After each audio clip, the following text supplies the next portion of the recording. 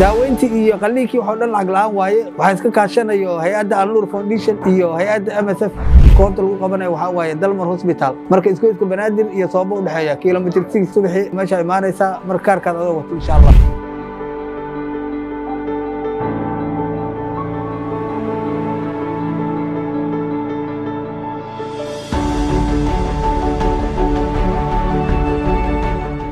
Abdullah Abu Kosham هواي دحنا لو ماضي وحنا لقبتي وقرالنا لسميه مركب بيري قلتينا لسكروا اسبيتال دلمر اسك ماذا انا لدهي وانما ساكي وانمك ما شاء الله علينا انا لسميه Abdullah Abu Kosham هواي دحنا يسيرو كنمت وحنا لسميه انا لو ويدي انا عند فيقد ماشي او تغني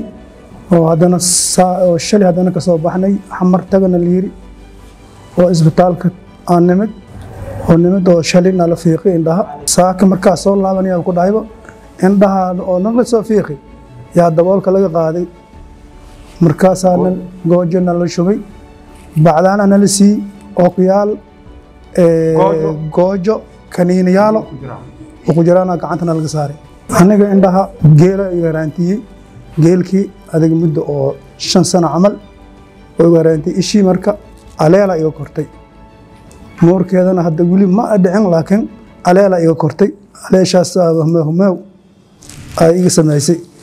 ma sha Allah hadda isbitaalkana amraadkiidan ka helay alxamdulillah waa ku guuleysan ilaahi ma had Allah idinsiyo kushina naga maqaadana walahayn wana la fili ma hadla Allah waxaan ma dacalihayna taqtaatiirta oo xaduud lahayn هيئة Al-Nur iyo isbitaalka Dalmar